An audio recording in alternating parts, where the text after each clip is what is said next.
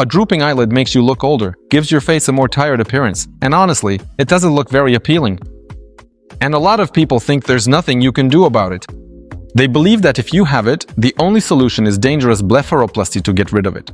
But today, in this video, I'll talk about all the reasons why drooping eyelids occur and share an exercise to help you deal with it. But before we get started, please check if you've subscribed, because it really helps my videos get promoted on YouTube. You know, I also had a drooping eyelid when I was a kid. And even now, you can see that my upper eyelids are pretty heavy. I've had this issue since childhood. Actually, I wouldn't even call it a problem. It's just a genetic fact. People, especially those of Asian descent, tend to have narrower eyes and heavier upper eyelids. I actually inherited something from the Asian race too, so my eyes are a bit narrower. What's most interesting is that over time, of course, I've worked on my face, and I noticed as a side effect that my eyes started to open up more, my eyelids lifted. Because even if you have a genetic predisposition, even if you've had heavy upper eyelids since childhood, with techniques for working on the skull and stagnant fluids, you can open them up a bit and make your eyes look more open.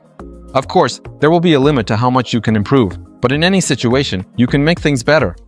And for those who noticed that you had beautiful, open eyes since childhood, but then something happened and they became more closed. If your gaze has become heavy, then that means you have a deformation type even more so. And due to changes in the skull, tissue swelling, and facial muscle tension, the eyelids started to droop. You especially need to work on this problem, and you can bring the situation back to normal, in most cases, if you practice regularly. And now I will show you the techniques, and now I will show you the first technique. We will be stimulating the lymph flow. If we look at the problem of a drooping eyelid, this little bulge here contains a lot of fluid, because there's actually a small pouch here where fluid accumulates. Why does fluid accumulate there? Of course, there are many different things that need to be addressed. Ideally, you should work holistically with your whole body. That's what I teach on my program. Because your posture, neck, and skull all affect the drainage from your face. And especially when you wake up in the morning, you notice that your eyelids are puffier. This is due to chronic swelling.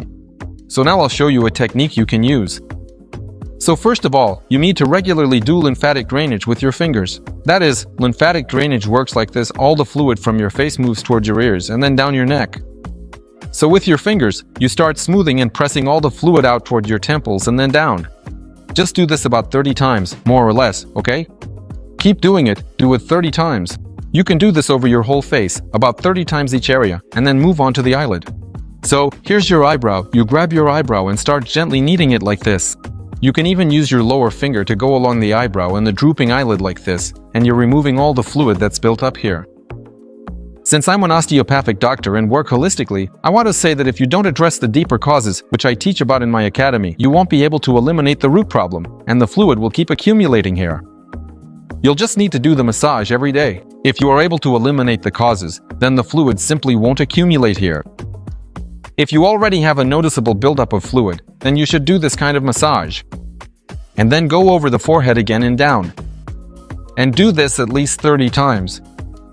In the mornings, especially if you feel your face is swollen, you do it like this.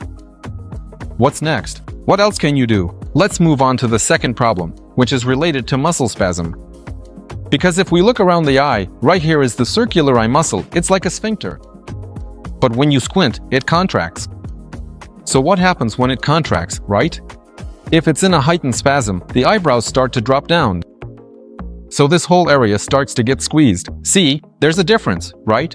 Or when the muscle is relaxed. So, is this connected to the muscle?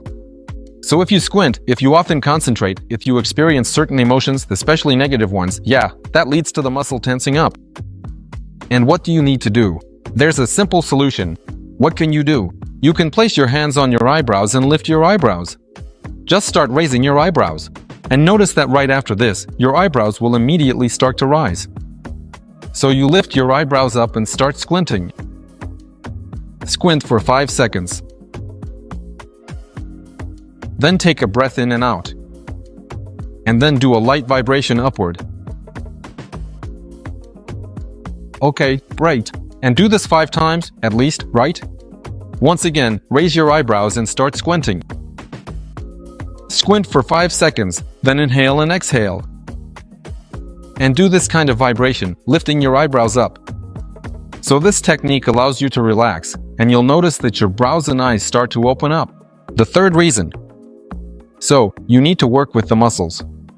And basically, I teach how to work with all the facial muscles, because every muscle matters and can cause different problems. Right. And the third layer, an even deeper layer, is the skull. As we age, our face and skull change, and the skull ages too, especially if you don't pay attention to your posture or take care of your skull, which also absorbs both physical and emotional tension. Because, essentially, bones are just like ligaments, only they're calcified. And considering the fact that connective tissue itself, fascia, acts as a kind of semiconductor, that is, it transmits nerve impulses, electricity, tension and blockages can accumulate in it, and collagen itself has the ability to contract, which is why the face starts to tighten and deform. The skull can also contract and deform with age. This can lead to asymmetries. And the very first thing you might notice is that with age, if your face and neck were more elongated in childhood, your head becomes rounder and wider. And the eye sockets too. In other words, everything starts to press in. Especially the frontal bone, when it's tense, it creates pressure on the eyelid and also disrupts circulation, causing swelling. That's why working with the bones of the skull plays a key role in improving appearance. Because when we work with lymph or with muscles, we have certain limits. If you work with the bones of the skull, you can further enhance the results with a variety of techniques. I actually teach how to work with the skull and osteopathic techniques on my faceplasty program, and it's precisely these exercises for working with the skull that deliver the best results. So if you want to look 5 or even 10 years younger, want to tighten your face, lift droopy eyelids, then join my rejuvenation program. You just need to go to the link in my description box and start your journey of youth. By the way, I want to point out that right in this area, where the drooping eyelid is, that's where the lacrimal gland is located, and any glandular tissue responds to any stress, tension, or emotions with swelling. And that's why, when you work with the muscles, especially with the skull bones, with the frontal bone, the lacrimal gland is located right under the frontal bone, you can reduce the swelling, and then the eyelid will lift and your eyes will open up. Friends, I record a lot of useful content for you from the bottom of my heart, and I do it with great pleasure. And my large team edits these videos so that they are as concise, brief, and useful for you as possible. Please subscribe to the channel and be sure to like the videos, because it helps them get promoted on YouTube. This was Dr. Alesh with you, and I'll see you in the next episodes.